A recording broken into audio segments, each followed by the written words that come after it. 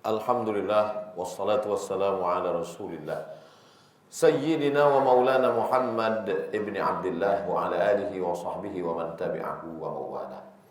Ashhadu an la ilaha illallah wahdahu la syarika lah wa ashhadu anna sayyidana Muhammadan abduhu wa rasuluhu la nabiyya ba'dah. Allahumma salli ala sayyidina Muhammadin an-nabiyil ummi wa ala alihi wa sahbihi wa barik wa sallim. Qala Allah ta'ala fil Qur'anil 'azim. A'udzu billahi minasyaitonir rajim.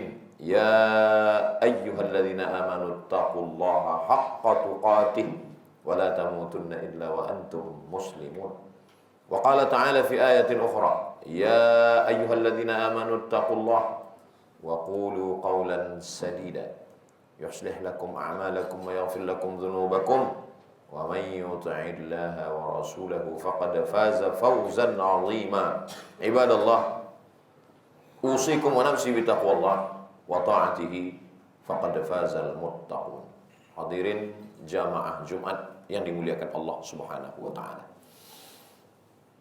Ada orang yang sholat, rajin puasa sunat, berzikir, bersedekah, ada uang pergi umroh, tapi sakit, gagal, ditipu orang. Mengapa mesti ada kegagalan? Mengapa mesti ada kesakitan? Mengapa mesti ada penderitaan? Allah berfirman dalam surat Al-Mu'minun ayat 75. Walau rahimnahum wa kashafna ma bihim min durrin lalajju fi tughyanihim ya'mahun. Kalau kami sayangi mereka, lalu kami singkapkan, kami hilangkan semua penderitaan mereka, mereka akan terombang-ambing dalam kesesatan. Banyak orang yang tidak memahami, tidak mengerti ayat ini. Orang yang dihindarkan dari kesakitan, kebangkrutan, penderitaan, kenapa malah mereka akan menjadi terombang-ambing dalam kesesatan? Bukankah orang itu kalau hidupnya nyaman, tentram, adem, ayem, tenang, senang, kaya, raya, kenapa dia justru malah terombang-ambing dalam kesesatan? Sampai akhirnya berita itu di depan mata kita, apapun media sosial yang kita buka, kita baca, menampilkan orang-orang yang secara ekonomi mapan, secara kehidupan tenang, rezeki berlimpah, tapi tidak menemukan kepuasan hidup. Semua makanan sudah dicoba, pada akhirnya apa yang dimakan? Memakan binatang setengah mati, yang kepalanya masih bergerak, matanya masih berkedip, badannya dimasak. Apa yang dicari orang memakan makanan seperti ini? Petualangan. Bukan masalah makanannya, tapi petualangannya.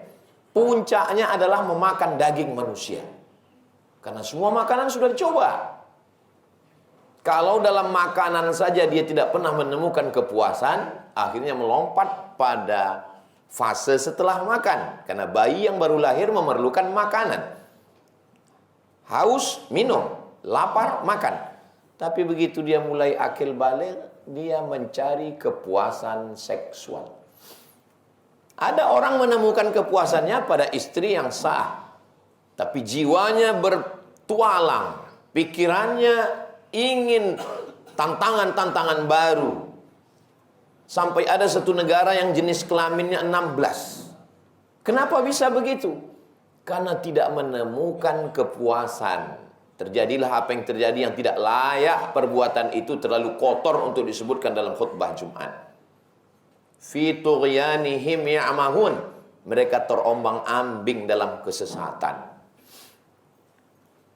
Harta yang berlimpah yang semestinya dipakai untuk kebaikan, justru dibelikan untuk satu pulau.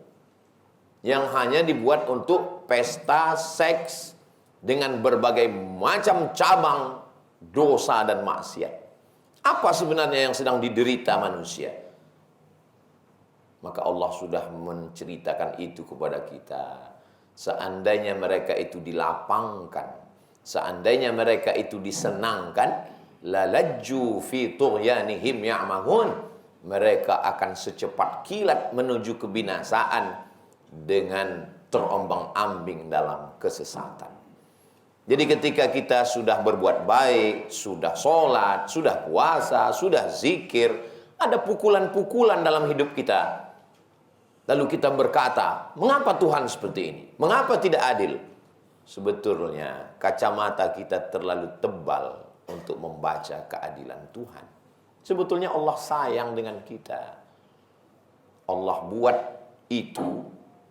Kebangkrutan, ditipu orang, penyakit, padahal sudah berusaha, makanan-makanan yang halal, 4 sehat 5 sempurna, untuk menunjukkan bahwa memang kita tidak berdaya. Dan dalam Islam, kita tidak melawan Allah, kita cepat beristighfar. Apa dosa saya? Saya tidak berzina, tidak minum khamar, tidak mabuk, tidak LGBT. Apa dosa saya? Ketika kita mengaku tidak berdosa, itulah dosa kita. Kita sedang merasa diri kita bersih, padahal yang bersih hanya Allah. Subhanallah.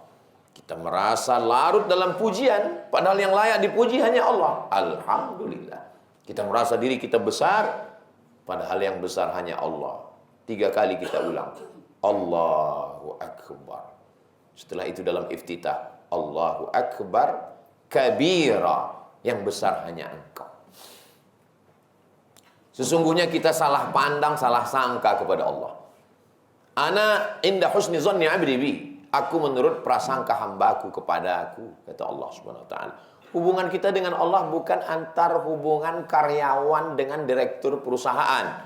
Kalau masuk jam 8 pagi, pulang jam 4 sore, dapat gaji. Kalau lembur, dapat uang tunjangan, ada tambahan, ada surprise, ada door prize. Ketika melanggar aturan dikurangi. Tapi kenapa dalam kehidupan tidak begitu? Ada orang-orang yang baik, akidahnya benar, ibadahnya penuh, berakhlakul karimah, sopan santun. Tapi kenapa dia susah? Melihat fenomena ini banyak orang yang ragu tentang Tuhan. Akhirnya lambat laun dia merasa dirinya hampa. Kita ketika mobil kita rusak, kita begitu rendah hati membawanya ke bengkel. Handphone kita rusak, kita serviskan. Kita tidak merasa mampu untuk memperbaikinya. Tapi kenapa keyakinan kita rusak, kita betulkan sendiri? Kenapa kita tidak mempercayai ulama? Padahal itu memang spesialisasi bidang hidup mereka. Kita pikirkan sendiri, kita baca sendiri, kita terjemahkan sendiri, kita renungkan sendiri, kita nyasar beramai-ramai karena pemikiran kita posting kepada orang lain. Padahal sebetulnya kita sedang salah berpikir, salah bicara, salah berbuat, salah membuat keputusan, salah melakukan sesuatu, berawal dari salah berpikir. Lalu kenapa orang-orang yang baik itu hidupnya tidak sesuai ekspektasi? Justru Allah sayang kepada mereka. Allah tidak ingin mereka fitughyanihim ya'mahun, terombang-ambing dalam kesesatan. Ada orang-orang yang sengaja dibersihkan Allah, sekali dia berbuat salah langsung hukumannya di dunia, hatta yamshi 'alal ardi makanan 'alaihi qati'ah, ketika dia berjalan di atas muka bumi enggak ada dosanya sama sekali karena dia sudah dibersihkan. Dan ketika dia mati menghadap Allah, dia tidak tersentuh api neraka. Inilah orang yang tidak kena hisab, langsung masuk surga. Tapi kita memandangnya di dunia sebagai orang kena kutukan. Ini orang terlaknat. Islam datang bukan membuat hidup kita menjadi senang, tenang, kenyang, lenang, adem, ayem, tentram. Islam merubah cara pandang kita melihat ujian. Dulu orang kalau ada penyakit berarti dia terkutuk. Tapi setelah Islam datang, ma yusibul mu'min min nasabin wala wasabin wala saqamin yashtakuha. Ada orang yang sakit, gundah gulana, susah hati, bahkan duri menusuk tapak kakinya. Illa kafarallahu anhu biha sayyi'atu. Sesungguhnya itu cara Allah untuk menghapuskan dosa-dosanya. Kita husnuzon pada Allah. Mungkin saya salah, mungkin saya silap, mungkin saya angkuh, mungkin saya sombong. Lebih banyak melihat ke dalam. Tuba liman syaghalahu aibuhu an uyubin nas. Berbahagialah orang yang sibuk memikirkan aibnya, cacatnya, dosanya, sehingga dia tidak sempat memikirkan cacat orang lain. Tapi memang zaman kita sekarang kita lebih disibukkan melihat orang lain, postingan orang lain, komen orang lain, gambar orang lain, sampai kita lupa melihat diri kita sendiri. Alhamdulillah kita masih ada sholat Jumat. Sejahil-jahilnya laki-laki yang tidak mau mendengarkan nasihat, dia tetap mendengarkan khutbah Jumat. Lalu kemana perginya 2 rakaat zuhur itu? Rakaatani fiha, 2 rakaat khutbatani fiha, digantikan 2 khutbah khutbatani fiha maqama rakaataini minaz zuhri. 2 khutbah Jumat sebagai pengganti 2 rakaat zuhur. Bukan masalah 2 rakaat takbiratul ihram, iftitah, fatihah, ayat, ruku, i'tidal, sujud, duduk antara sujud 2 rakaat, salam. Bukan. Tapi ada khutbah yang didengarkan. Dan di dalam khutbah itu ada nasihat. Wa tawassaw bil haq, wa tawassaw bis sabr. Supaya orang meluruskan cara pandangnya. Lalu kalau dia tidak ada dosa, tidak ada salah, kenapa dia mesti sakit? Kenapa dia mesti tertipu? Kenapa dia mesti bangkrut? Kenapa dia mesti susah? Karena ada ibadah yang tidak mengeluarkan uang. Bukan zakat, bukan sedekah. Karena ada ibadah yang tidak mengeluarkan darah, bukan jihad. Karena ada ibadah yang tidak mengeluarkan tenaga keringat. Karena dia bukan tawaf dan sa'i. Ibadah itu hanya diam. Ibadah itu bernama sabar. Dan orang yang sabar, innama yuwaffas sabiruna ajrahum bighairi hisab. Allah akan memberikan balasan orang yang sabar bighairi hisab, unlimited, tidak ada yang bisa menghitung balasannya. Ada orang-orang yang sudah masuk ke dalam surga ditanya oleh Allah, "Madza turidun?" Kamu mau masuk surga sudah, dan sekarang kamu mau apa wahai penghuni surga? Penghuni surga menjawab, "Kami sudah dapat semuanya, hanya satu yang kami belum. Ridhaka, kami belum dapat ridhamu. Kami belum dapat satu ya Allah, ridhamu." Kata Allah, ridhaku hanya diperoleh oleh orang yang ridha menerima takdirku. Ridhaku hanya didapatkan oleh orang yang menerima segala ketetapanku. Jadi kalau kita berdoa kepada Allah, kita bukan memberitahu Allah, kita bukan ngasih tahu Allah. Allah Maha tahu. Lalu kenapa kita mesti meminta kepada Allah? Untuk menyatakan diri kita bahwa aku tidak mampu. Bahwa yang besar hanya Engkau, yang berkuasa hanya Engkau. Allah suka kita mengatakan la haula wala quwata illa billah. Maka berdoa bukan memberitahu Allah. Berdoa bukan memaksa Allah. Berdoa bukan berarti menuntut Allah untuk menyetujui proposal kita. Tapi berdoa adalah kita mengatakan, ini rencana saya, ini proposal saya, ini permintaan saya. Kalau baik ini untuk agama saya, untuk keluarga saya, setujuilah ya Allah. Tapi rencanamu jauh lebih indah daripada rencanaku sendiri untuk diriku sendiri. Karena banyak hal yang aku tidak tahu, Engkau lebih tahu. Makanya ketika ada orang yang dia hanya menyibukkan dirinya dengan berzikir sampai lupa meminta, apa balasan untuk mereka? Man syaghalahu dzikri an mas'alati. Orang yang menyibukkan dirinya untuk menyebut aku, memuliakan aku, memujiku, membesarkanku, mengagungkanku sampai lupa meminta kepadaku. A'taituhu afdal ma u'tis sa'ilin. Aku berikan kepada dia lebih hebat, lebih dahsyat, lebih afdal daripada yang kuberikan kepada orang-orang yang meminta. Ada orang yang terlalu sibuk meminta sampai tidak pernah berzikir. Tapi ada orang yang malu meminta. Apa yang dikatakan Nabi ketika dia dalam keadaan penyakit yang tidak sembuh? Nabi Ayub tidak meminta. Nabi Ayub hanya mengatakan, Rabbi anni massaniyad durru wa anta arhamur rahimin. Rabbi ya Tuhanku, anni sesungguhnya aku, massaniyad durru, aku kena penyakit ya Allah. Wa anta arhamur rahimin, Engkau maha kasih dan sayang. Per kata, per huruf kita analisa, enggak ada sekalipun dia minta. Dia tidak ada mengeluh. Dia tidak mengatakan, aku sakit, sembuhkan aku, sehatkan aku Nabi, kenapa aku sakit? Enggak ada. Dia tidak komplain. Dia hanya cerita, Rabbi ya Tuhanku, anni aku, masaniyad dur, aku kena penyakit ya Allah. Wa anta arhamur rahimin, dan Engkau maha kasih dan sayang di antara semua yang penyayang.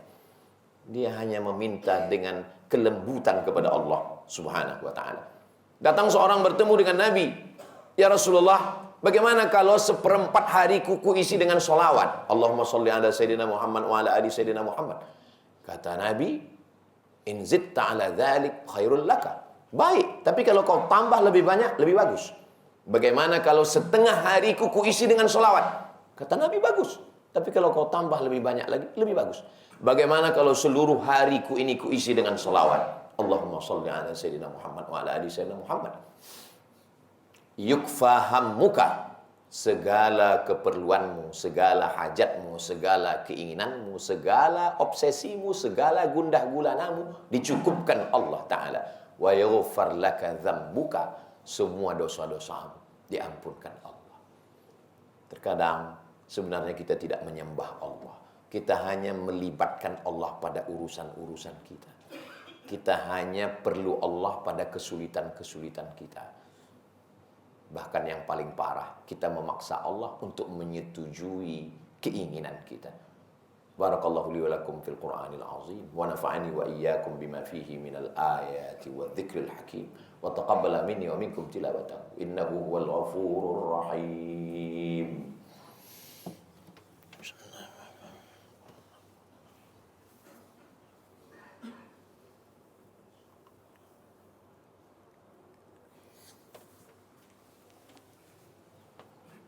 Alhamdulillahilladzi bi ni'matihi tatimmus shalihat wassalatu wassalamu ala sayyidis sadat wa ala alihi wa ashabihi ahlil fadaili wal karamat.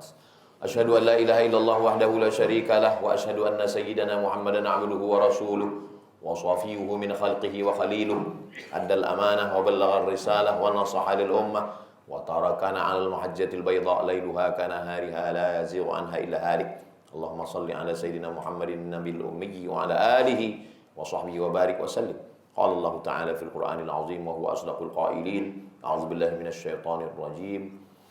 Bismillahirrahmanirrahim. Wal 'ashri innal insana lafi khusr illa alladhina amanu wa 'amilus shalihat wa tawassaw bil haqqi wa tawassaw bis sabr. Wa qala ta'ala fi ayatin ukhra, innallaha wa malaikatahu yusalluna 'alan nabi ya ayyuhalladzina amanu sallu 'alaihi صلوا عليه وسلموا تسليما اللهم اغفر للمسلمين والمسلمات والمؤمنين والمؤمنات الأحياء منهم والأموات اللهم انصر الإسلام والمسلمين اللهم انصر إخواننا المجاهدين المستضعفين في فلسطين وفي كل مكان من مشارق الأرض إلى مغاربها اللهم اجعل هذا البلد بلدا آمنا اللهم ادفع عنا الغلاء والوباء والفحشاء والربا والزنا والمنكر والسيوف المختلفة والشدائد والمحن ما ظهر منها وما بطن من بلدنا هذا إندونيسيا خاصة ومن بلدان المسلمين عامة. عباد الله أوصيكم ونفسي بتقوى الله وطاعته فقد فاز المتقون. إن الله يأمر بالعدل والإحسان وإيتاء ذي القربى وينهى عن الفحشاء والمنكر والبغي